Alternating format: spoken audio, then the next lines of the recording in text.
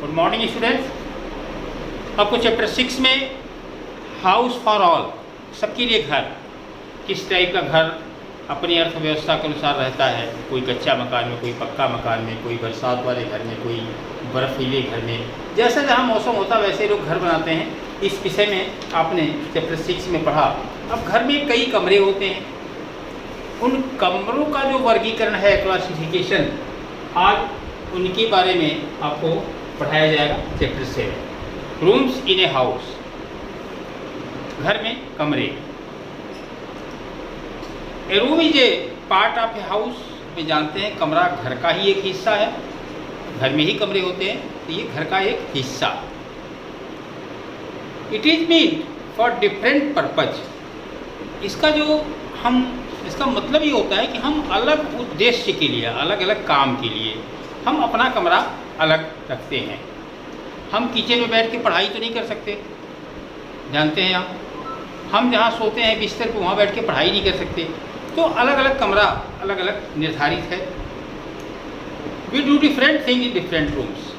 हम अलग अलग कमरों में अलग अलग कार्य करते हैं। This is a drawing room, ये हमारा विश्राम कक्ष है। वी कैन रिलैक्स और watch TV in the room. हम इसमें क्या करते हैं? रिलैक्स करते हैं, विश्राम करते हैं और टीवी देखते हैं। We also receive our guest in this room. हमारे जो मेहमान बाहर से आते हैं घर पे, उन्हें हम अपने इसी कमरे में ही बैठाते हैं। अगला कमरा, दिस इज बेडरूम। बेडरूम हमारा ये सोने का कमरा है, शयन कक्ष बोलते हैं। यह सोने का कमरा है। We take rest and sleep in this room. हम इस कमरे में आराम करते हैं और सोते हैं। तीसरा होता है bathroom.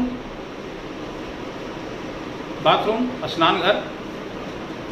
We take a bath in this room. इस कमरे में हम क्या करते हैं? स्नान करते हैं।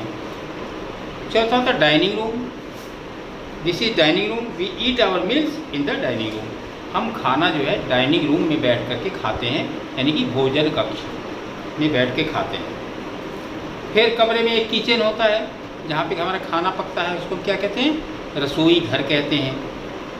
Our mother cooks food for us this room. हमारी माँ इस कमरे में हमारे लिए खाना पकाती हैं।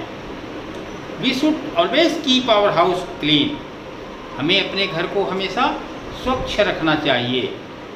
It help us to stay healthy, जिससे हम स्वस्थ बने रहें। We should sweep our house daily with a broom. हमें झाड़ू से अपने कमरे को हमेशा साफ रखना चाहिए। We should clean our house daily with a cloth और मोप। हमें या तो झाड़ू से या कपड़े से अपने घर को हमेशा साफ रखना चाहिए। We can also clean our house with a vacuum cleaner. हमें एक निर्वात साफ करने की मशीन आती है, इसे वैक्यूम कहते हैं। ये धूल कणों को ये खींच लेती है अपनी ओर, और उससे भी हम अपने कमरे को, अपने घर को साफ कर सकते हैं। We should also clean our furniture to remove dust. हमारी जो कुर्सी, मेज, ऐसी चीज़ें हैं जो खुली रहती हैं बाहर, उन्हें भी हमें साफ करते रहना चाहिए, क्योंकि उनके ऊपर धूल जम जाती है। Some tips to keep our house clean. कुछ तरीके जो घर को साफ करने के लिए हम आपको इस बुक के माध्यम से बता रहे हैं। We should use phenyl to keep insects and flies away. हमें फिनाइल का प्रयोग मक्खियों को और कीड़े मकोड़ों से बचाने के लिए हमें उसका प्रयोग करना चाहिए। Waste should always be put in the dustbin. जो खराब है, कूड़ा कचरा या भोजन बचे, कुछ भी आपके पास खराब चीज़ें हुए, वो ढके हुए कूड़ेदानी में डाल देना चाहिए। Dustbin should always be kept covered. Dustbin को हमेशा ढक कर ही रखना चाहिए, खुले में नहीं रखना चाहिए। We should also keep the surrounding of our house clean and green. हमें अपने घर के चारों ओर साफ सुथरा और हरा भरा रखना चाहिए। Clean garden house help us to stay healthy. एक हरा भरा चारों ओर से घिरा हुआ जो मकान होता है वह हमें स्वस्थ रखने में हमारी मदद करता है। घर क्या है, रूम क्या है, हमारे घर का एक हिस्सा है। हम अलग अलग कमरों में अलग अलग कार्य करते हैं।